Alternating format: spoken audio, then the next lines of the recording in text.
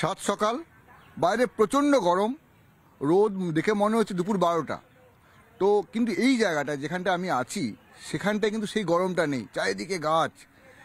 আর এটা হচ্ছে আসলে টালা পার্ক, এবং সেখানে আমরা পৌঁছেছি। সেখানে দেখলাম কিছু মানুষ এই সাত সকালে এসছিলেন, লাফিং ক্লাবে এসছিলেন। ও বাবা, এরা তো সব পাখা করছেন, এই গরমের মধ্যেও পাখা নিয়ে করছেন। তো পাখা করছেন কেন? পাখা গরম লাগছে। গরম লাগছে? খুব গরম, খুব গরম। হ্যাঁ, সবার হাতে পাখা। সকালবেলা প্রত্যেকে আসেন এখানে? প্রত্যেক দিন। কি করেন, হা হা করে হাসেন? না না, আমাদের ব্যায়ামের অনেক রকম ভ্যারাইটিস আছে। সে ভ্যারাইটিস দেখতে হলে আপনাদের আরেকদিন আসতে হবে। গরম খুব বেশি নাকি? খুব গরম বেশি। হাওয়া গরম? হাওয়া খুব গরম। খুব গরম হাওয়া চলছে। এখন তো রাত পোহালেই সকাল আর বলা যাচ্ছে না, ওই জন্য গুড মর্নিং বলাটাও ঠিক না। এখন ডাইরেক্ট দুপুর হয়ে যাচ্ছে, রাত পোহালেই দুপুর। এত গরম। রাজনীতির গরম কেমন এখানে? রাজনীতির গরম তো আমরা ঠিক রাজনীতি থেকে অনেক দূরে থাকি বলে ভোট দেন? ভোট লাস্ট দুবার দেইনি, এবার তো নোটাই দিই। নোটাই দেন? কাউকেই পছন্দ না। আপনি কি নোটাই দেন নাকি? হ্যাঁ, আমি নোটার দিই না, আমি দিই, কিন্তু বলবো না, ওটা গোপন থাক। হাওয়া কোন দিকে? ভোটটা আপনার গোপন থাক? হাওয়া বিজেপির দিকে। হ্যাঁ, বিজেপির দিকে। হ্যাঁ। আপনার কি মনে হচ্ছে, নোটাই দেবেন তো? ভাববো। আপনি কি বলছেন? আমি আর কি বলবো, আমি চাই সাধারণ মানুষের, জনসাধারণের জন্য যারা ভালো কাজ করবে তাকে একটা স্ট্যাম্প দেওয়ার ব্যাপার, এটাই জানি, এছাড়া আর কোনো কাজ নেই। আপনি তো দেখেছেন কে ভালো কাজ করছে বা কে খারাপ কাজ করছে? হ্যাঁ, সে তো দেখছি। এখন দেখুন, ভোটের সময় সবাই এগিয়ে আসে, এটা করবো ওইটা করবো। এ বলছে 1000 টাকা দিল, ও বললে আমি 1 লাখ টাকা দেবো। এবার ভোটটা আগে দিয়ে দিক, তারপরে দেখা যাবে কি হয়। সবাই তো এটা পেছনে একজন হাসছেন। হ্যাঁ, হাসছেন কেন? এই ওনার কথা শুনে আসছি আর কি। মানে আমাদের বিভিন্ন রকমের মতবাদ তো আছেই, আমরা একটু চেপে চুপে বলছি, কিন্তু এইভাবে তো ক্যামেরার সামনে আমরা স্পষ্ট বলবো না যে এর পালে হাওয়া। আমরা যেটা বলতে পারি, আমাদের সাধারণভাবে পালের হাওয়া আপনারা বুঝে নেবেন।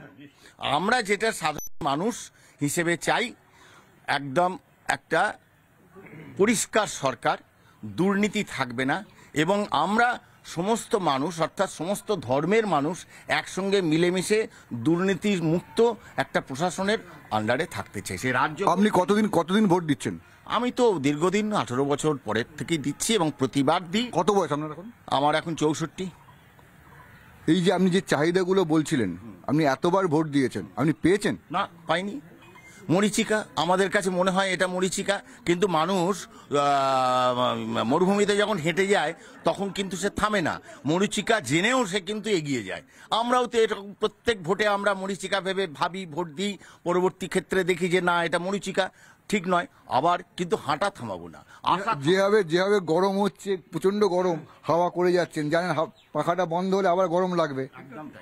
ঠিক তেমনি এই যে হাওয়া করে যাচ্ছি, আমাদের এই মতবাদ, এটাও একটা হাওয়া করে যাওয়া, যেন নেতারা বুঝতে পারে যে আমাদের এই মতবাদকে যদি উপেক্ষা করা হয়, একটা দিন আসবে ধসে যাবে।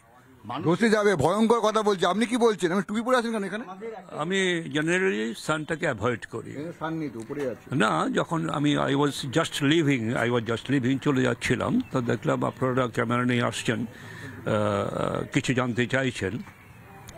তো আমি যেটাকে সবচেয়ে বেশি প্রাধান্য দিই বা ইম্পর্টেন্স দিই বা আমি মেনে চলি, সেটা হলো স্বামী বিবেকানন্দর একটাই কথা, যে কোনো অর্গানাইজেশনের মূল কথা হলো ডেমোক্রেসি। যেখানে ডেমোক্রেসি নেই সেখানে কিছুই নেই।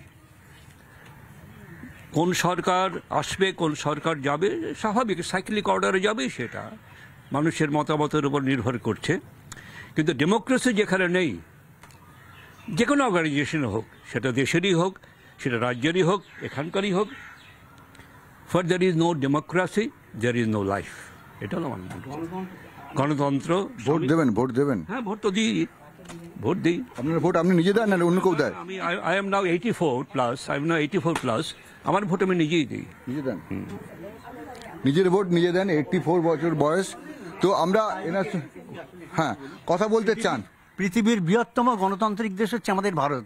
এই গণতন্ত্রের উৎসবে আমরা সবাই সামিল হতে চাই, সে যাই হোক না কেন, যাই পাই আমরা।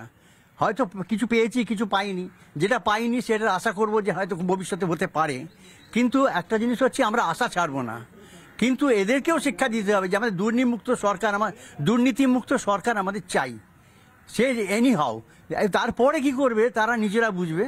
কিন্তু আমরা চাই যে যেহেতু এটা সেন্ট্রাল গভর্নমেন্টের জন্য এটা এই ভোটটা, সেই ভোটটা আমরা এমন লোককে এমন লোক আন্ডারে আমরা থাকতে চাই যে আমাদের রুটি রোজগার ব্যাপারে চিন্তা করবে, আমাদের রাজ্যের এই শিক্ষা ব্যবস্থাটাকে উন্নত করার জন্য পরিকল্পনা করবে, নতুন নতুন পরিকল্পনা করবে।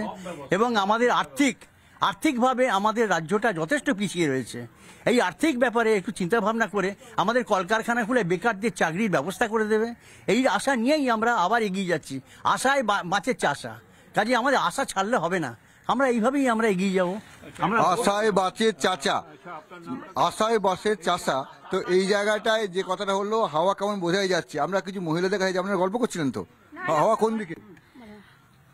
হাওয়া কোন দিকে সেটা বলা মুশকিল, কিন্তু আমরা চাই দুর্নীতিমুক্ত সরকার। আমি বলছি হাওয়াটা বড় কথা না, দুর্নীতিমুক্ত একটা সমাজ। এই যে বেকারত্ব, এই ছেলেমেয়েরা পাচ্ছে না, আর্থিক বেকারত্বটা দূর হোক। আমরা দুর্নীতিমুক্ত সমাজ, যে রাজ সাম্রাজ্যে আসুক, আমরাও চাই। আমরা চাই কে আসবে সেটা আর বলাটা মুশকিল আছে, কিন্তু আমরা চাই আমাদের দুঃখ কষ্ট সবার দূর হয়ে যাক, দুর্নীতিমুক্ত সরকার। আমরা হয়তো আনবেন, আমরা সেটা তো বলা যাবে না, এটা কনফিডেন্সিয়াল ব্যাপার। বুঝছেন কি? আপনারটা নেই, বুঝছেন কি? ওই তো যে একবার 1000 দিচ্ছে তার কি পড়বে না, এবার 1 লাখ দেবে তার পড়বে, এটা নিয়েই এখন একটুখানি আছে। 3000 দেবে, এটা একটা কন্ট্রাডিকশন চলছে। এই কন্ট্রাডিকশনে যে জিতবে তাই সেই বেশি ভোট পাবে। আমি তো ভোটই দিচ্ছি না 2-3 বার ধরে, এইবারও যাব না। যা গরম এই রোদ্দুরে, নিজের শরীর খারাপ করার জন্য। এই যা চারিদিকের পার্টির অবস্থা, আমার কোনো পার্টিই পছন্দ না। হাওয়া বড় গোলমেলে। তো আমরা এই ধরনের দর্শনের কথা, এই ধরনের কথা, গল্পগুচ্ছ সাধারণ মানুষের কাছে যাব, প্রতিদিন যাব। তো আমরা আজকে এই মুহূর্তে হাওয়া কেমন এখনকার মতো শেষ করলাম। অন্য দিন আবার হাওয়া কেমন নিয়ে সাধারণ মানুষের কাছে যাব, শুনবো তাদের কথা।